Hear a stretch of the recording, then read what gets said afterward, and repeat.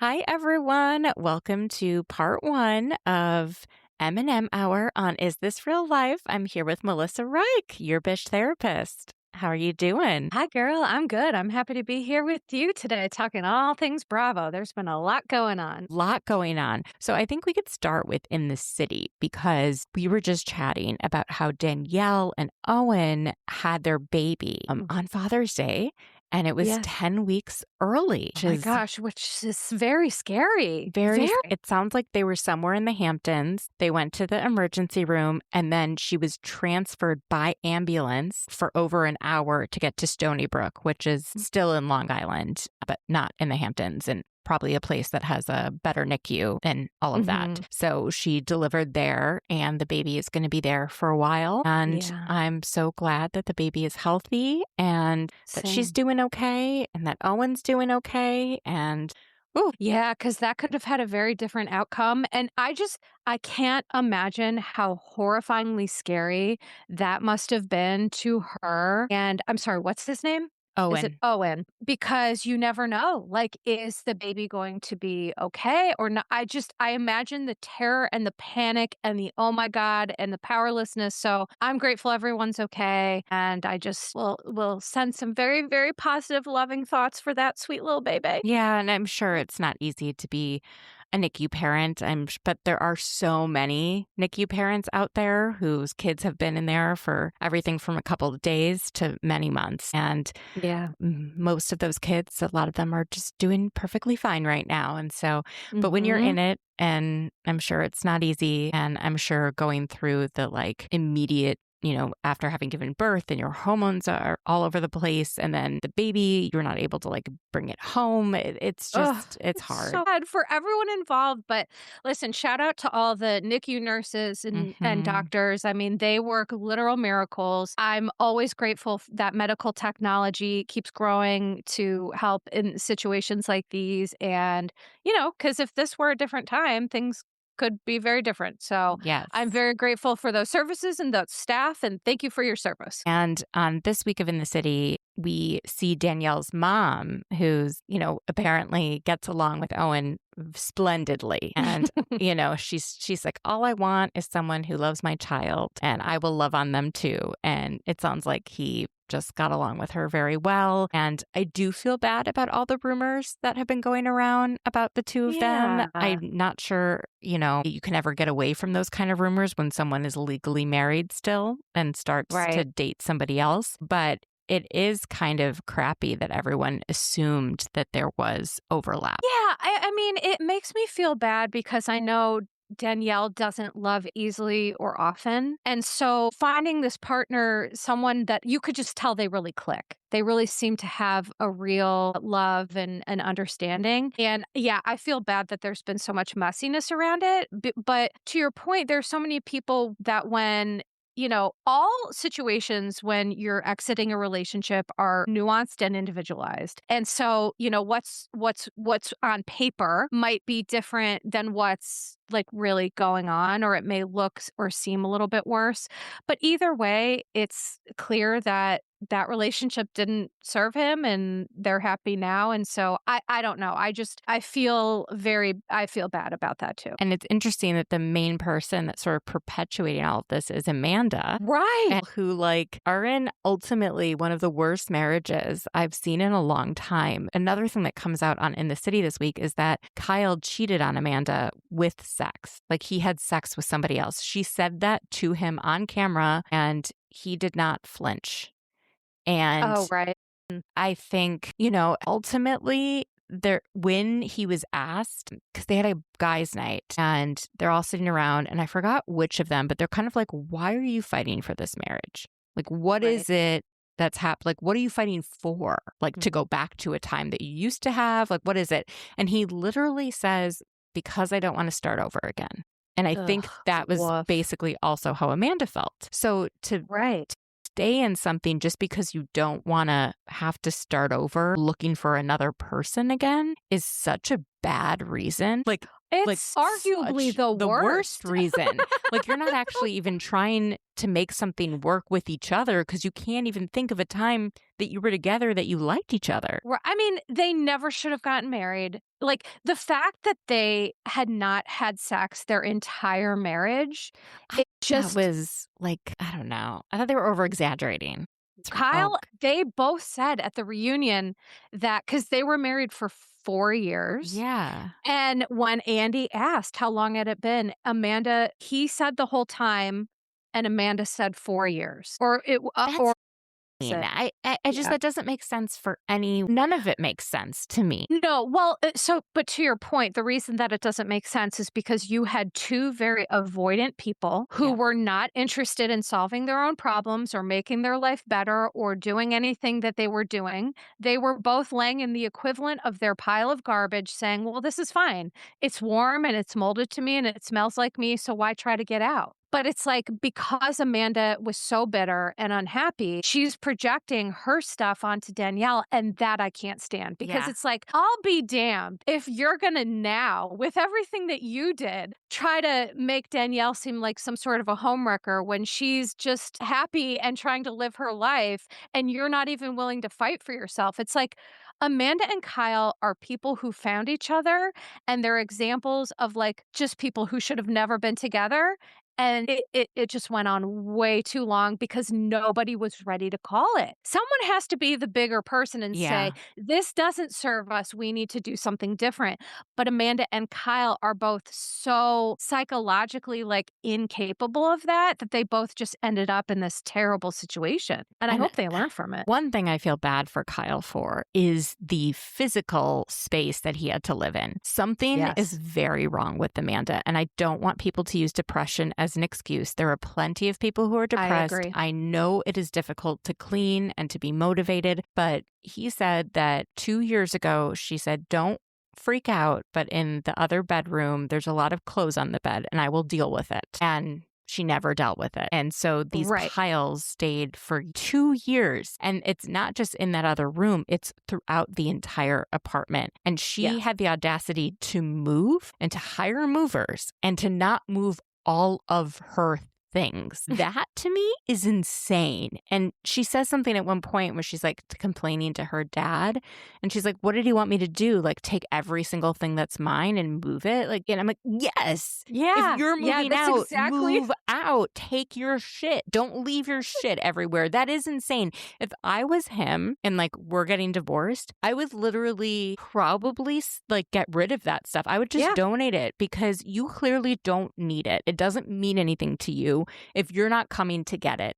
And if you can't prioritize coming to get your own things, then like let's give these things to people that really need them. Right. And I think to your point that early in the summer house season, I was one of those staunch defenders of Amanda because I was like, this is depression. That's not fair. But to your point, this is not that. This is something very different. And because I'm someone who struggles with depression, I've been struggling since my grandfather died. And yeah, my house has been messy, but there's messy and then there's like pathological and problematic. And when you look at, so as a therapist, I would always, one of the pieces that I would look at in terms of, and like you have to look at to assess, is your ADLs or activities of daily living, which is cleaning yourself up, cleaning your space up. Are you able to shower yourself, dress yourself, keep your environment clean and safe around you? And when those things aren't happening, it needs to be intervened on for whatever the reason is that it's happening. And I think it speaks to Amanda's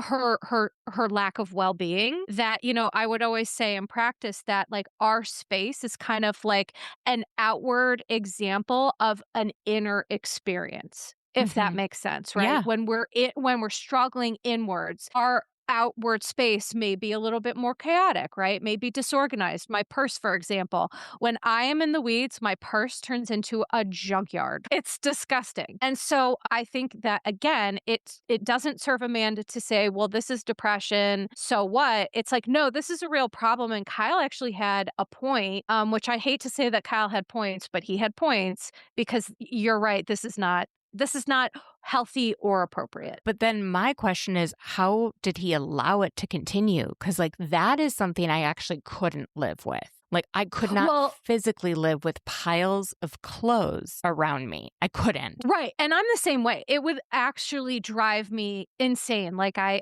couldn't do it either, but remember when he said he had her mom come or someone came to Yeah. help her clean? So, I think he did say something about it, and then he was made to look like the bad guy, That she's when in lazy, when reality in reality she is yeah, lazy. when There's a problem. It's problematic.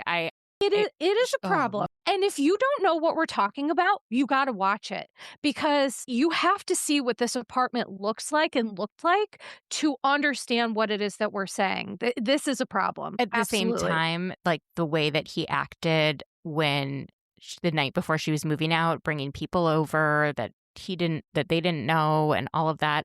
At the same time, he was just like, "You're expecting me not to go out on the best day to go out in New York City?" The two of them are not compatible. Yes, he No. was out all day because of the New York City Marathon. That is a super fun day in New York City. Do you need to stay out till 2 a.m.? No, but I can understand being out the majority of the day. You know, you've got Carl, I think, that ran the New York City Marathon this year. Mhm. You've got other friends of his. They're probably cheering him on, all of that. But at the same time, they're just not meant to be together. And the fact that neither of them could call it is scary. And It is. they need to work on themselves separately so that they don't get in situation like that again. Otherwise, they will. I guarantee they Yeah. will if they do not work on it, because we will repeat relational dysfunction that we do not address.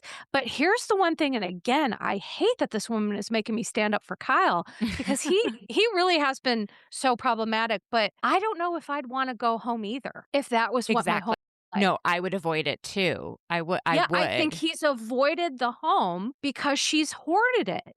It's hoarded. It is absolutely unacceptable. And so again, does he need more excuses to go out and drink and do stupid stuff? No, he doesn't.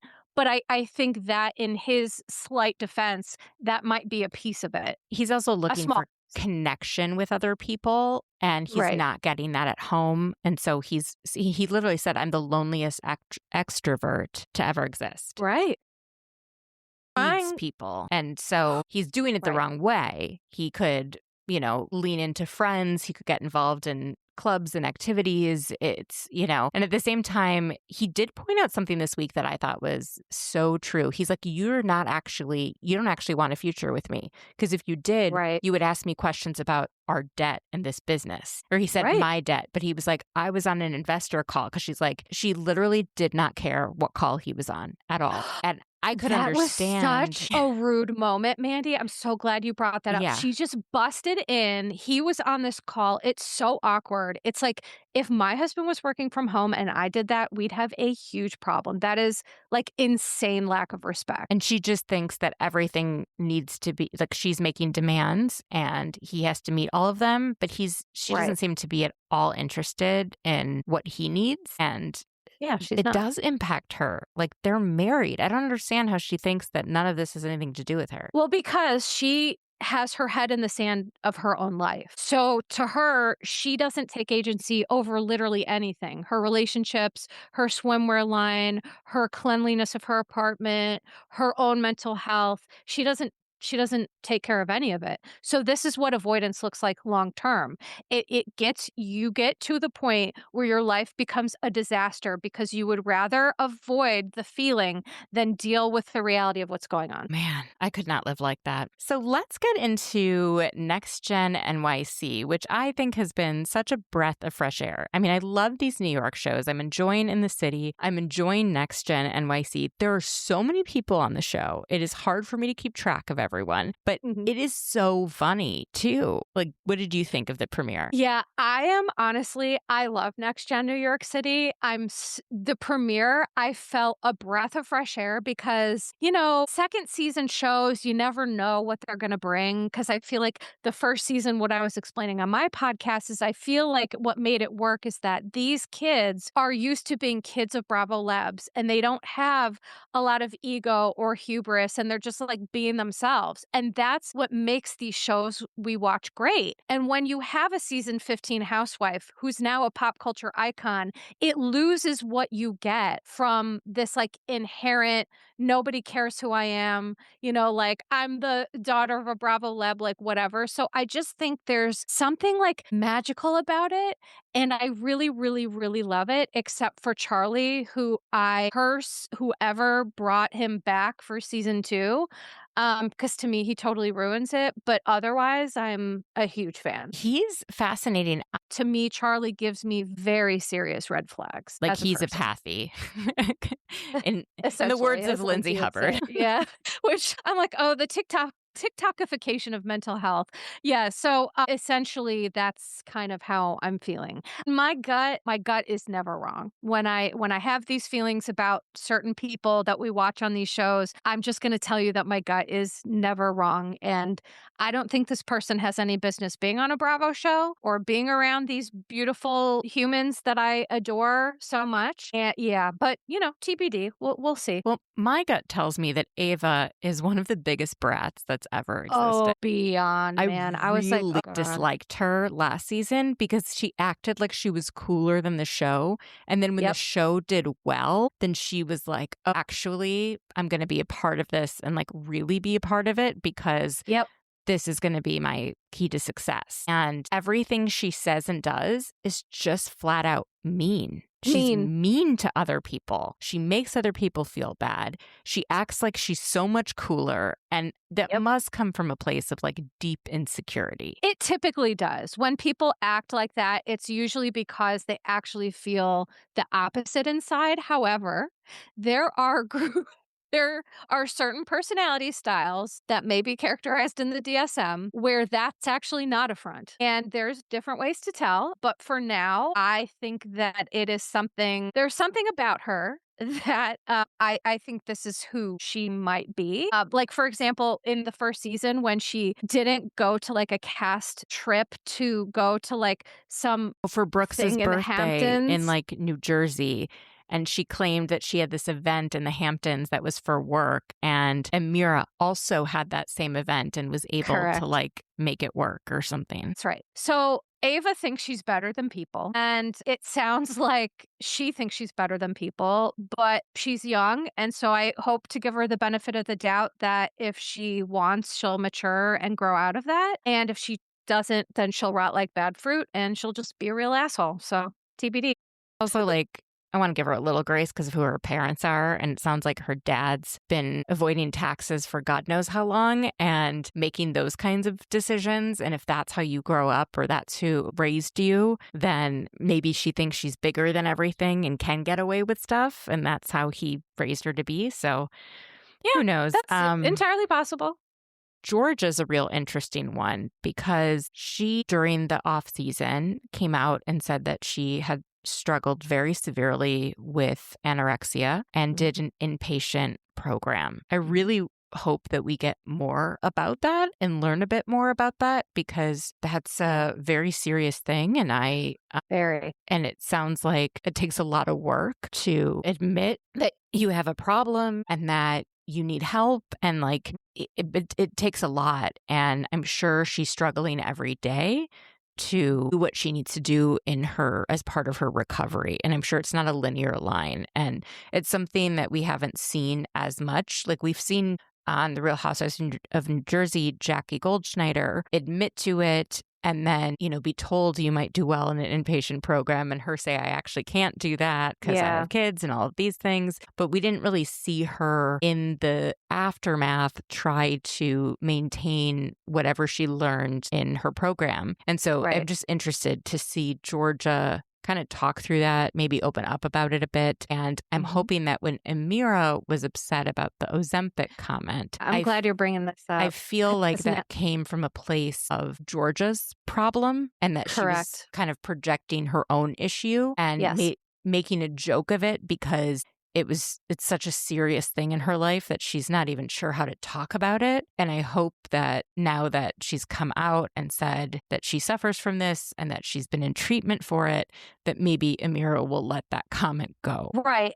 But it seems like maybe it wasn't necessarily about the comment. It was more she thought Georgia was flirting with her boyfriend and felt more comfortable saying it was the comment. That could be But true. It was so bizarre, though. Why not just say, I well, think because you've I think been I think Amira's inappropriate got with. some Yeah. stuff. I think she's got some stuff. Is Yeah. is what I'm learning. I like Amira, but I think she's got some stuff. But let me go back to the Georgia piece for a minute because one thing I talked about on my podcast is that going inpatient for eating disorders it's a rigorous process and you really have to meet criteria, and so she was very ill to meet criteria to go inpatient for treatment. Number 1, to I just want to give her the credit and the flowers that she deserves. Number 2, it's such a brave thing to get treatment and to talk about things, because I think among all these shows that we watch, and we talked a little bit about this on my podcast, where there's a lot of Ozempic used as medically assisted anorexia. We see a lot of these Bravo Labs and women do this. So I think in a world where that's common, it's a brave thing to say, I wasn't okay and I'm working on myself. And I think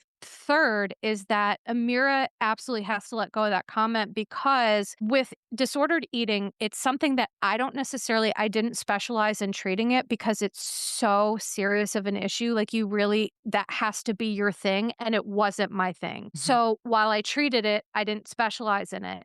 But one thing I can tell you is the distorted perception of self, others, food, your body. That is where that comment came from with Georgia. And I wish Amira would give her a little grace and understanding, because as soon as we found that out, episode 1, I was like, this is where that comment came from. Yeah, that's Okay. I immediately what I understand thought. now. Yeah. So I think Amira needs to give her some grace and let it go. Yeah. Amira's interesting. I really want to know more about her background. Like, both her parents came to this party. Like, that's interesting to me whenever parents like are willing to go to like a wild, crazy party in New York City. I'm like, oh, cool. Like, that's awesome that they're so supportive of her and everything. Yeah, I just don't know a lot about her. And she seems very popular and famous on social media. Like, it seems like a lot of people follow her, that she has a real career. And I'm just interested in like learning more about her. Yeah, me too. And I think that I do. I love that she has very supportive, loving parents and family. The one thing that gives me red flags about Amira is her connection to Charlie. I'm going to be Mm. honest, because to me, there's something about Charlie and there's something about her connection to him, or her continued, like, I think last season she talked about maybe having like a little bit of like a crush or something. Like, she holds Charlie in good favor for some reason that I don't totally understand. And I need to understand more about why that is before I totally comment, but I'm just noting that I notice it. I'm wondering if, and this is pure speculation, because it sounds like they've known each other a while, if because Amira is trans, right? Correct, yes. So maybe something about her coming out with that, he was like non-judgmental about, or Perhaps, something yeah. like that, where you're just like, hey, this person I can trust because they let me Sure. be myself at a time when other people didn't let me be myself, or I felt like I couldn't be myself. Who knows? But it does feel like there's something deep there that she's like, I'm not going to judge. I'm going to be open to you as a friend. It's almost like in the way you were open to me is sort of how it seems. That's how it reads to me on camera. Like, Yeah. I'm not going to That's a good point. judge me, which, yeah, he seems like If that's someone who can be open to like in the weirdest way, non-judgmental. You know what? It's so funny that you're saying this, because I could see that. Like, I think Charlie is the type of guy who he picks and chooses the people he wants to be sweet to. I think he's capable of it. He just doesn't do it a lot. And so you're right. Maybe Amir is one of those people he's been sweet to. And because that would change my opinion about him too. Like, if you really supported her and that transition and her coming out and all of that, I don't know, that makes me like him more. But like you said, we don't know. So We just know. interested. Yeah, we just Ariana and Hudson broke up. That seems like interesting. I mean, this girl has basically never been single, so she's trying to figure herself out. I love that she's doing things on her own. Gia seems like she's in a really good spot, getting her own place. Riley, I missed and want her to get back from Europe or wherever she was, Asia. I talked about it. I did a bite-sized Bish where I talked a little bit about the premiere, and I was like, you know how I know Riley Burris is a star? Because I missed her. I missed And I her. was like, I missed her. She's needed. And that says something. These Burris women are just stars. They're Gold, just reality stars. TV freaking gold. I'm like, I want to see my Riley. I want to see my Candy. I miss my Booze. I love it. She's worldwide. Brooks, loved seeing him again. Yeah. I find Although Brooks so amusing. I can't with the vocal fry. That's just his voice. I'm like, bro, clear it, do something because I want to me. I want to hear the voice without the vocal fry. But he's such a sweetie. I love Brooks. I was laughing a lot at Shy because I was like, who was that guy? Like, he just sort of was there.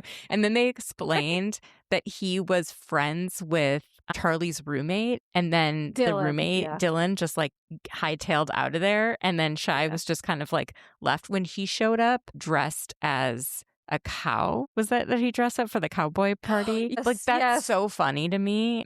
He just seems like he's not sure where he fits in. I was super interested in the new guy, Liam. So someone pointed out online when they were showing Liam's like best friends from growing up in New York City that one of them was Jackson Lee, who is Spike Lee's son. Yeah, he's legit famous, Liam. Oh, I had he's no like idea. legit famous. Yeah. He's a star, and he's got his eyeballs on Ariana, and that's gonna be wild to see how that comes to be.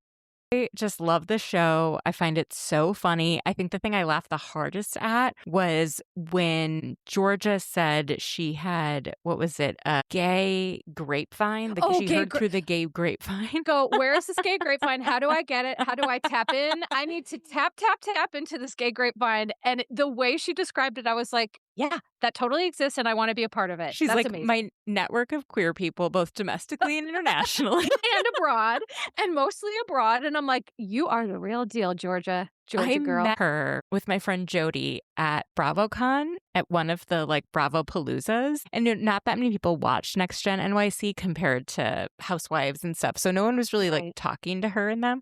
So we went up, and I think Jody has like a mutual friend in common too. She is so quirky and artsy and like exactly like how she comes off on camera.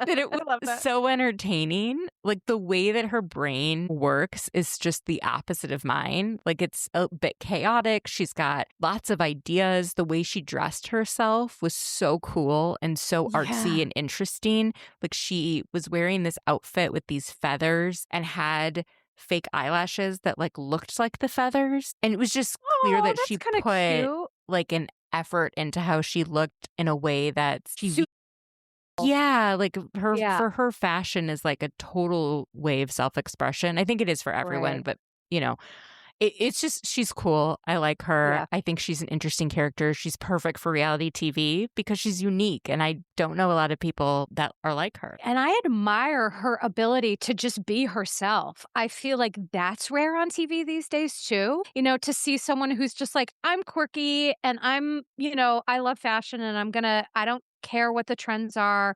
I think George is just like a cool cat, and I'm very excited to know more about her. I love Ariana. Which one? Ariana. I never know how to say that right. I say Ariana. Yeah. She is such a little sweet pea, but I feel like the reason she stayed in the relationship with Hudson for too long, I think, is because of trauma from Kim and Croy. Oh my God, that woman. Ariana's been through so much.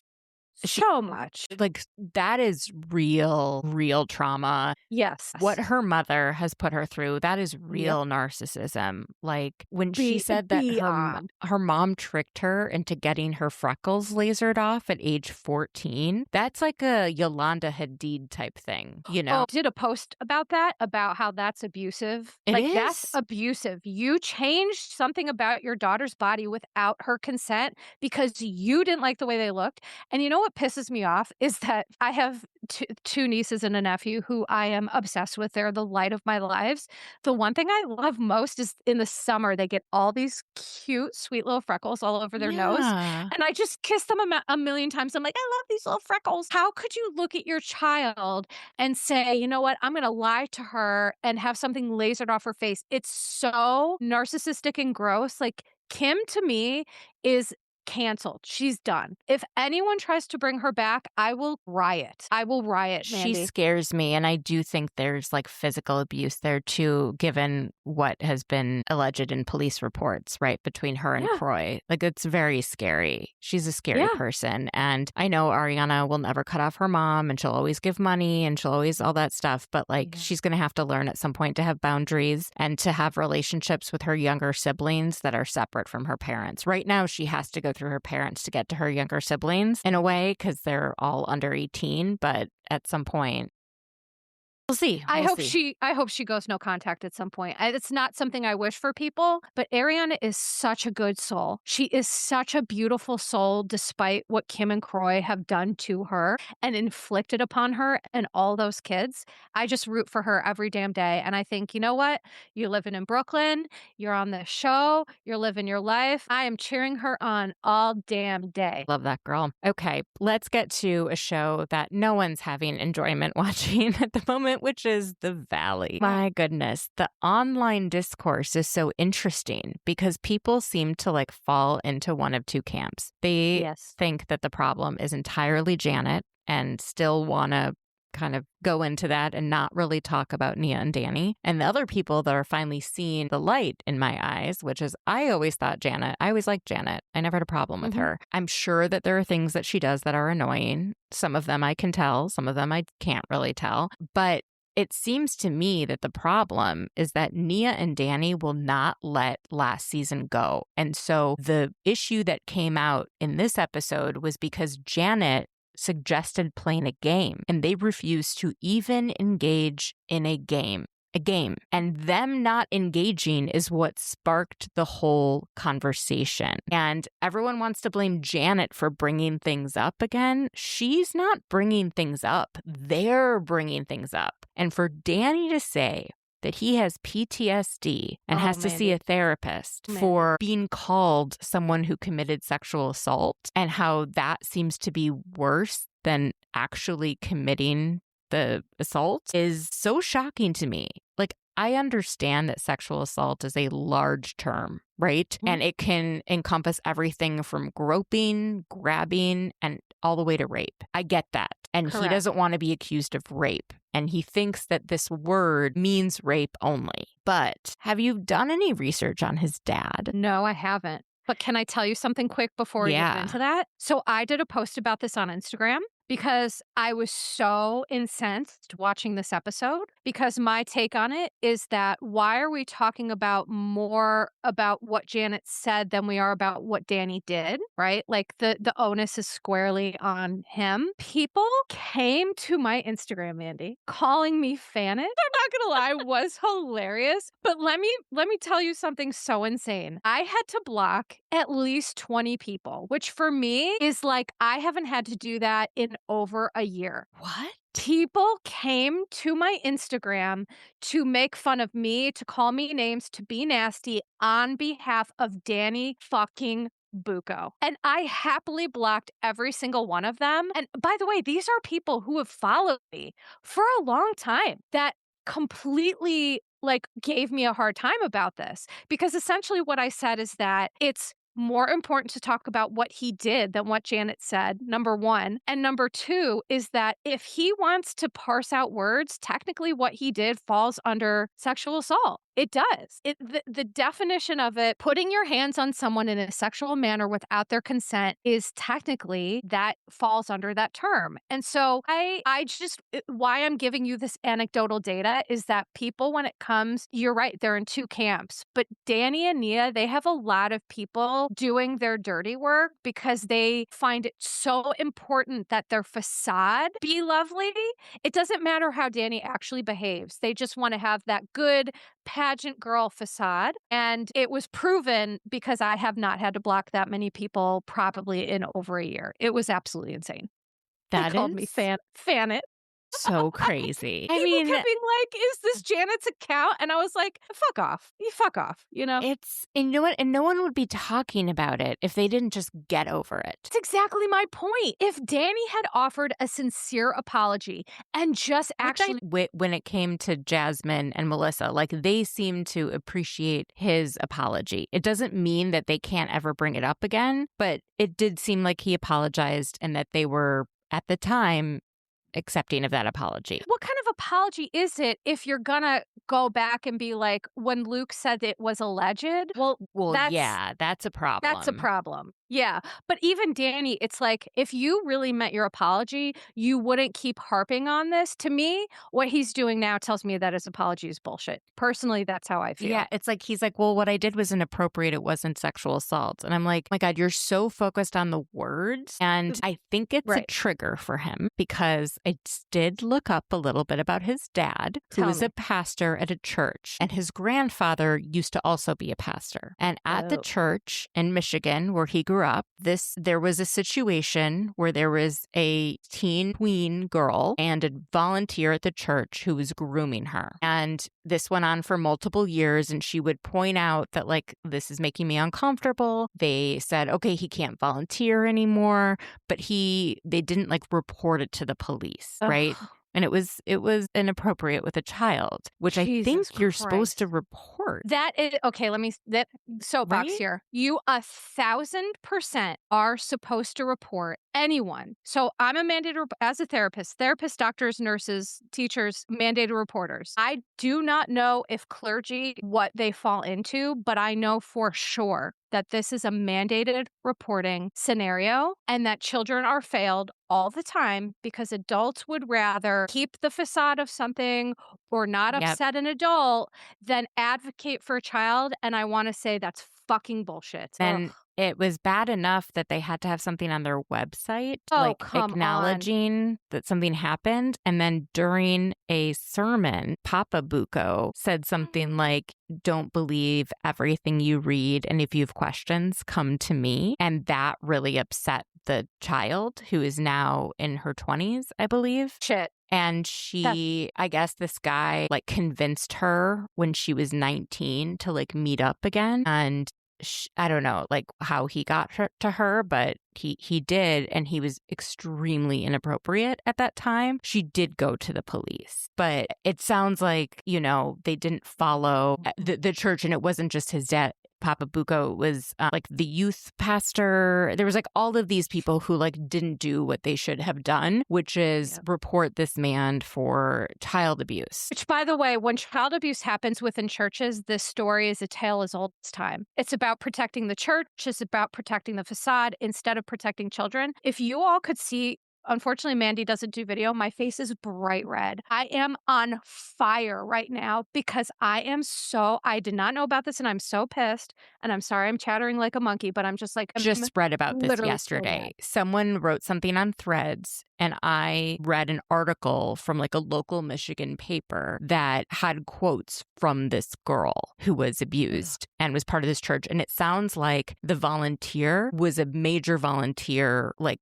throughout this whole period, and Of course. improved their tech, and like they gave him a shout out at some point in like a church newsletter. Anyways, all to say that clearly the being accused of sexual assault is a very triggering thing for Danny. And I wonder and this happened, like the story came out maybe 4 years ago, like that really seemed to come out. So I wonder if there's like something going on where Danny, it really irks him, because to me, I just don't understand why he can't say, hey, sexual assault was a term that makes it sound like I did something even worse than what I did. What I did was terrible, but you're trying to make it seem like I did something really like rape. And that I won't stand for. However, I am so sorry for what I did do, and I'm taking accountability, and I'm not drinking anymore because clearly when I do stuff like that, I act out, something like that. He's not a healthy person. not His full whole of it. thing about drinking is so weird. It's so weird to me. If you are hiding then like there is a problem. If you think that he's like, well, I don't want people to judge me for drinking. Like the fact that you can't just not do it when you're on camera, like it's not that hard. You're only filming for like 3 months out of the year. Just don't drink for those 3 months. Like the fact that he can't do that. Right. But it also, that's how you determine if it's an unhealthy relationship with alcohol, is if you can't stop it. If it continues to cause you problems in your relationship, in your friendships, in your work, okay, that's how you know there's a problem. And what you said as an apology would have absolutely been fine, but Danny isn't capable of that. And now I'm hearing what I know about this father. This is generational bullshit. So yep. now I'm very clear on this. This is generational fucking bullshit where they're taught it's what we look like on the outside. Let's look like church going people, but then let's allow children to be sexually assaulted and know about it and not do anything. That's what kind of people these people are. And in the beginning, it wasn't sexual assault. It was grooming, but she like knew it was a little weird, but it wasn't like he didn't like touch her at first. Like, yeah, that's still part of it. And then though. Grooming is part of it. And then he started touching her, and it sounded horrible. There's so many weird things about the Valley, but I think the weirdest is watching Kristen and Luke go so hard for Danny and Nia. It is weird to me. It's beyond weird. And my take on it is that Kristen believes that Nia and Danny are like the stars and she's the star, and it's like an alliance and they want to have each other's back. Because what I'll say this 10 toes down is that Kristen, you cannot tell Jasmine that you see her and stand up for Nia and Danny. Sorry, you can't. You can't have it both ways. You don't see her if you continue. And your husband says that this incident was alleged. I understand that wasn't Kristen, but she's doing a lot of shady shit here that is walking back her support of the things that she's allegedly supposed to support. Do you watch the after show? I don't. It is worth watching. Number one, it's so much more entertaining than the actual show itself. It's funny, it's interesting, but there's a lot of truth bombs, and you find out a lot of context that doesn't exist on the show. Why Janet is confused at certain times. Lala was saying, "You're telling me this is how you act sober?" Like she's like, listen, if you're drinking, then you can say, I'm sorry I was drunk. But if this is how you act sober, then you have like literally no excuse. And it does feel like his behavior and how he talks to his wife is just kind of nasty. And the way he talks to women, L women. And people are picking up on it. People are picking up on it finally. Because if you respect women, you wouldn't speak to them like that. I'm going to be clear. I believe because of Danny's quote unquote religion, which is just a shield for bullshit. They're taught that men come first, women come second. I think he was taught a lot of that patriarchal stuff. And I think that he doesn't value women, including his own wife. And I think it shows in his behaviors. Because if anyone talked to me like that, especially if my husband was around, you're going to come correct when you talk to me for a million different reasons. And the way that he just casually talks to Lala, like such an abusive asshole. I can't deal with this man.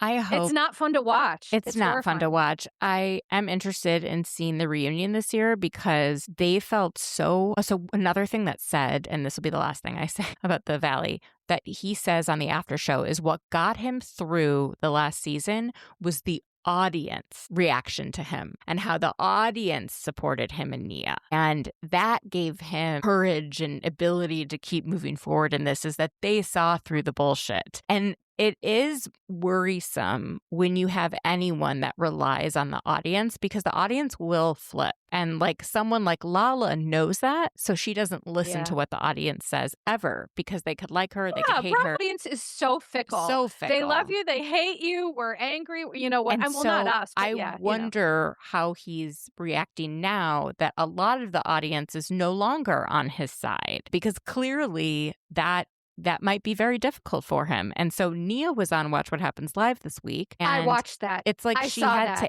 answer for him because he wouldn't be on the show himself. And do you know what she did the entire time? She made fawned. Excuses. Yeah.